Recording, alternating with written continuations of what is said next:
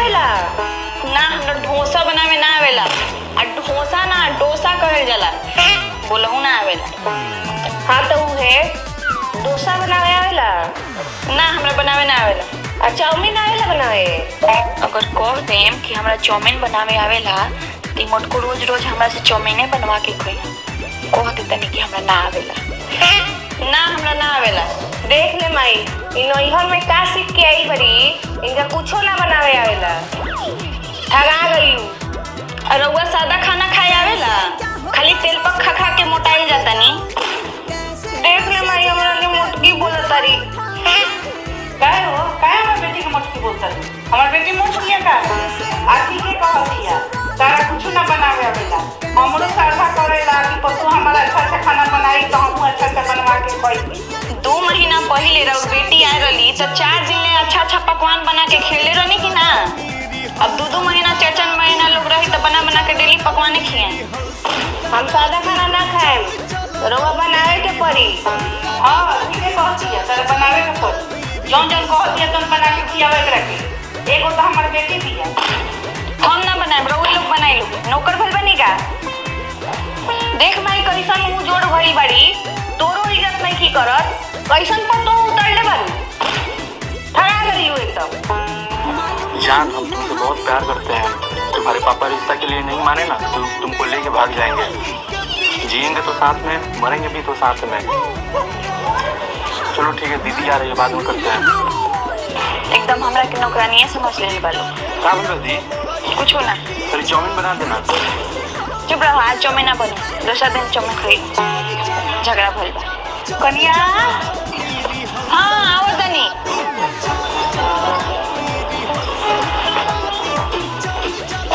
जी मम्मी जी। हेलो, है खानदानी हमने के गहना हो। जब पतो के अइला 1 साल हो जाला नु तो उहे देहल जाला। ई मंगलसूत्र हो, लो एकरा के संभाल के रखी हो। माई उनका ये काहे देता रू? नया नजर वाली बुलवा दी हम तो खबरे के दे दो। ना तारा के कैसे दे दी? खानदानी गहना पतो के देहल जाला। हाँ दे दो। याद बा बिछिया बुलवा देले रहली तो रात भर झाड़ू लगौनी तो जाके सुबेरे मिलल। हाँ ठीके कहत। बड़ा लापरवाह बड़ी। जाए दो ना दे हम। बाप रे बाप, खानदानी हमरा गहना हो, अगर भुला जाई तो एगो ही हो जाई। हाँ मैं बात में देती है। जब तनी समझदार हो जी, हाँ ना चीज सामान ठीक से संभाले के सीख जाए तब से। हाँ ठीक बजा, बाद में मिली सारा। चल छटका। मोटकी एकदम हमरा पीछे ही पड़ गई बिया। लागत है कोनो दिमाग लगा के एकरा के ससुराल भेजही के पड़ी। दीदी हमरा लगे एगो आइडिया बा। कैसन आइडिया? देख का करे के नु, गहनावा चुरा लिया आ एगो झुमकावा ते अपना नंद के बैग में रख दिए, अब बाकी गहनावा ते रख लिए। तब तोहर सास गहना खोजिहन तो झुमका मिली तोरा ननद के बैग में। तब तोहर सास खिसिया के तोरा ननद के ससुरारी भेज दिहन। इससे का हुई, तोरा नंद से छुटकारो मिल जाई आ गहनो तोहर हो जाई। हाँ हाँ ठीक कहत तारी। चल चल चोरी कर लिया। चल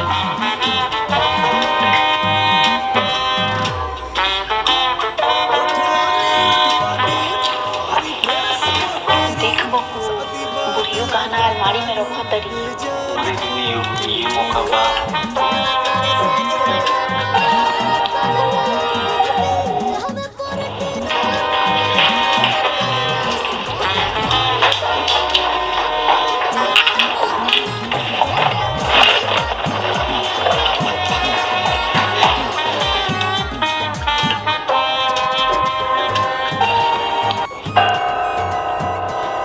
बाप रे बाप, बिलाई एकदम परेशान करके रख दिले वैसन। हई देखो, हम तो चाबी यहीं में छोड़ दिले बानी।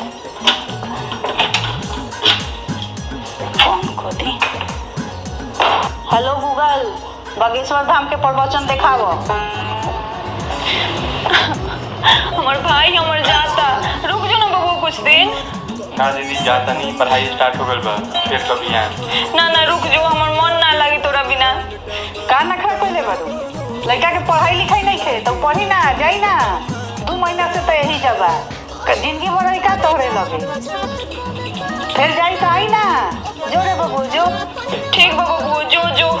हमरा फिर पैसो नहीं कि तोरा के दीही।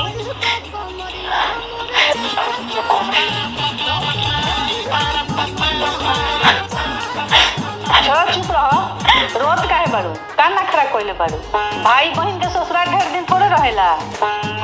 मम्मी जी एगो बात बोली। बोलो। तनी अपन गहनावा दी ना, पेन के फोटो खींचेम। हाँ काहे ना, फोटो खिंचवावेला थोड़े मना कोइले बानी। चलो दे देम। चली दी। चल मम्मी जी दी। हाँ दे दे हैं, फोटो खिंचवावेला थोड़े मना कोइले बानी, लेकिन ठीक से पेन के फोटो खिंचवा के हमारे दे दिहो।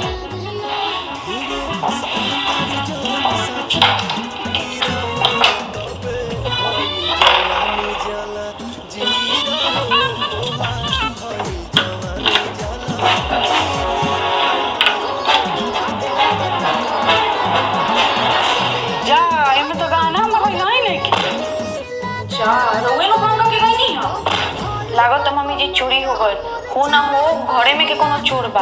ना चोरी ना भइल होई, हम ही कहीं रख के बुला गइल बानी। आ हमरा बुझाता कि हम यही में रख ले बानी। चलो खोजल जा। चलो तो देखी तो किचने में कहीं नहीं खिन उधा देले। चारों बगल तक खोज लेनी, अब किचने बाकी बा।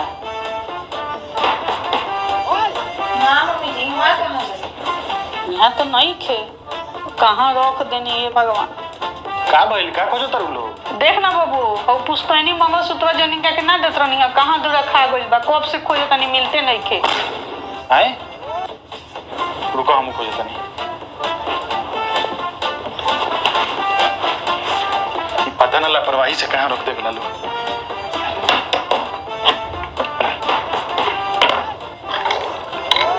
बताओ मिलते ना क्या?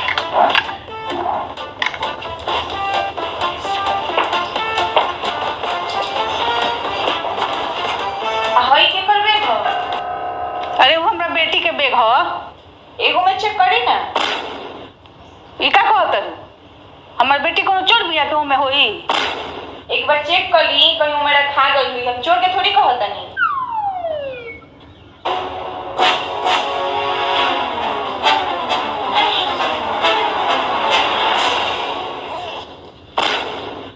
बाप रे, होई देखी मम्मी जी, ये तो दीदीए के बैग में गहना बा। बाप रे बाप, हम ना जानत नहीं कि दीदी इतना बड़का चोर बाड़ी। हम ना रहेम अब दीदी के साथ ही घर में। अरे बाप रे बाप, जानित लोग हमार घर वाला की घर में चोर रहेले तो कहियो बियाह ना करित लोग। हम ही अब घर में ना रहेम। कहत रहनी है कि घर ही के चोर बा, लेकिन रउए ना विश्वास करत रहनी है। कितना बड़का ई चोर बाड़ी, देखी गहना छुपा के रखले बाड़ी। या तो घर में ऊ रही है ना तो हम रहेम। हम चोर उड़ के साथे ना रहेम। बबनी काम आई मतलब चाउमीन ना बनल ह तो तनी ई ना कि छोला चाट मंगा के खिया दी। चाट छोला खतरू। और हमार का कइले बड़े रे, सब गहना चुरा के रखले बड़े में। हाँ? ई कहाँ से आइल बा बैग में? वाह, हम कहाँ से धरे? देखो तनी मम्मी जी कितना एक्टिंग करत रही। लागत जानते नहीं खी, चुरा के बैग में धर ले बड़ी। एक नंबर के चोरनी बड़ी। हमरा के चोरी में बोले? चुप, चुरा के रखले बड़े। झूठ बोलता रे कि हम नहीं की चुरैले। जा हमार नाक कटवा देलू, तू इज्जत ले लेलू हमारा। आज तोरा चलते पतोह के सामने बेइज्जत होके के पड़ता। हम चोरी नहीं की कइले माई। चुपचाप हमारे नजर से दूर हो जो। जो अपना ससुराल पाहुन के बुला ले। जो